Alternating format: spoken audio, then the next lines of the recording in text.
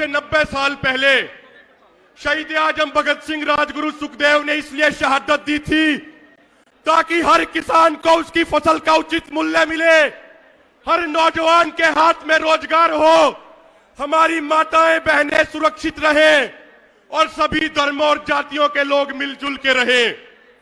लेकिन हुआ ये कि 1947 में गोरे अंग्रेज तो चले गए, लेकिन उसके बाद काले अंग्रेज सत्ता में आके बैठ गए और यही कारण है कि पिछले 25 सालों में 20 लाख से अधिक किसानों ने आत्महत्याएं की हैं। हर साल हजारों नौजवान बेरोजगारी के कारण आत्महत्या करते हैं।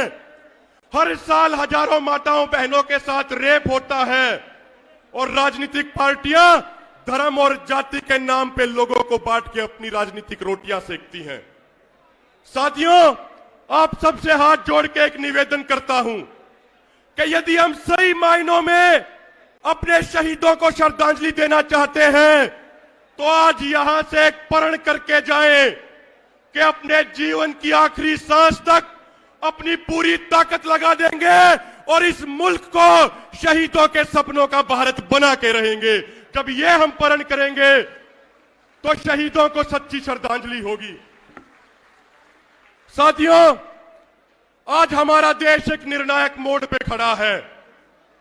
ये आंदोलन इस बात का फैसला करेगा कि इस मुल्क में किसानों और नौजवानों की चलेगी या कॉरपोरेट घरानों की चलेगी। ये आंदोलन ये बात तय करेगा कि इस मुल्क में हमारी और आपकी सुनी जाएगी या अंबानी और अडानी की सुनी जाएगी। और एक बात हम कहना चाहते हैं मोदी सरकार को, मोदी सरकार कान खोल के सुन ले, ये किसान कौम है, किसान कौम। ये कौम ना पीछे हटेगी, ना डरेगी, ना दबेगी, ना झुकेगी, क्योंकि ये किसान कौम अंग्रेजों से माफी मांगने वाले सावरकर की वंशज नहीं है, बल्कि अंग्रेजों के खिलाफ लड़ते हुए अपनी कुर्बानी देने वाले शहीद आजम भगत। बोले सोनिहाल। भाइयों, एक दो छोटी छोटी बातें और कहूंगा। आज अपना किसान समाज युद्ध के मैदान में खड़ा है, रण के मैदान में खड़ा है। मेरे भाइयों, युद्ध में वही सेना जीतती है जो अपने सेनापतियों पे पूरा विश्वास रखती है। जो अपना 80 करोड़ किसानों का यह परिवार है, इस परिवार के मुखिया हमारे सीनियर किसान नेता हैं जो मंच पे सामने बैठे हुए हैं। साथियों, कुछ लोग अफवाह फैलाते हैं कि नौजवानों और सीनियर लीडरशिप में मतभेद है, लेकिन मैं आपको एक विश्वास दिलाना चाहता हूं कि एक एक सीनियर लीडरशिप हमारे और आपके लिए अपनी कुर्बानी देने को तैयार है। इसलिए हमें अपने सेनापतियों पे पूरा विश्वास रखना चाहिए। भाइयों, ये 28 साल का नौजवान आज आपके सामने खड़ा है। मैं यहां पे खड़ा हूं क्योंकि हमारे सीनियर लीडरशिप ने हमारा मार्गदर्शन किया, हमें आगे बढ़ने के लिए उत्साहित किया। एक अंतिम बात कहूंगा भाइयों, साथियों, ये बीजेपी के लोग हमें कभी आतंकवादी बोलते हैं, कभी विदेशी फंडिंग के आरोप लगाते हैं।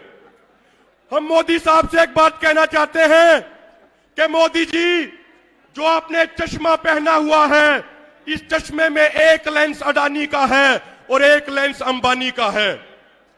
इस अडानी अंबानी वाले चश्मे को उतार के देखिए, इन नौजवान भाइयों में आपको आतंकवादी नहीं बल्कि शहीद आजम भगत सिंह, राजगुरु और सुखदेव दिखेंगे।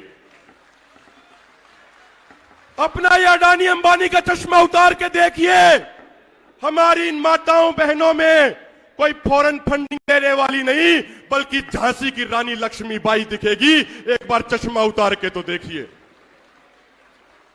नौजवान भाइयों, दो चीजों का ध्यान रखना जो अपने 10 साल के सामाजिक जीवन में सीखी है। नीति और नीयत साफ रखना।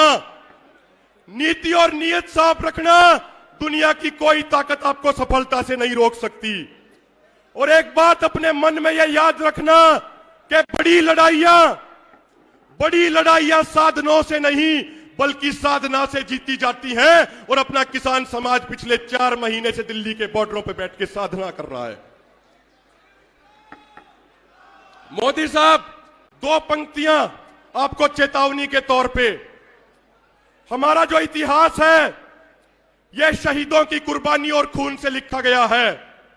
तो मोदी साहब कान खोल के सुन लें कि खून से लिखा इतिहास हम शाही से नहीं मिटने देंगे।